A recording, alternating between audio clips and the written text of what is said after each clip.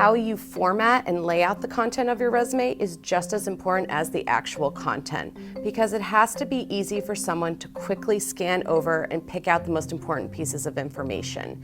Always think that the top third of your resume is a snapshot. It should be everything they really need to know about you in terms of what type of job are you targeting and why are you qualified for that type of job. It should sum up what they really need to know about you and give you teasers for the rest of the resume so that they actually want to read the rest. They want to know. I'd go out on a limb and say objective's a dirty word in resume writing. You don't want that on your resume. Why? Because it's the most vague thing in the entire world. It doesn't tell the recruiter really anything about you, and it's all about what you want, not necessarily what you can provide to the employer. So instead of having one of those awful run-of-the-mill objective statements, replace it with a professional summary that's your elevator pitch.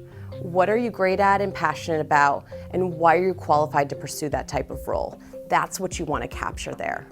Underneath that, you have a core competencies or areas of expertise section. It's a quick summary so they understand exactly who are they dealing with and what's their realm of knowledge to figure out, are you a good fit or not? When you're looking at your work experience on your resume and you're trying to break it down, I usually recommend a format where you have a small paragraph that describes your role and responsibilities. At the end of the day, what were you hired to do?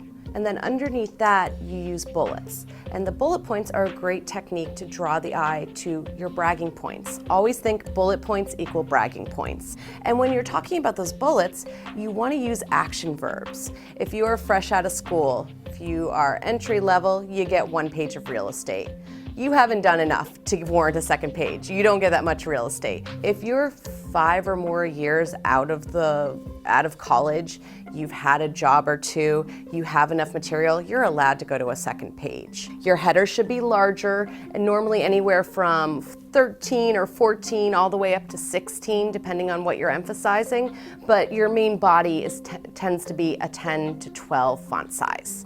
I recommend going as low as 1/2 inch all the way around, but definitely don't go any lower than that. You run into issues with printing at that point, and frankly, if you need to go smaller than that, you're trying to cram too much information in. You need to reevaluate what you're putting in there in the first place.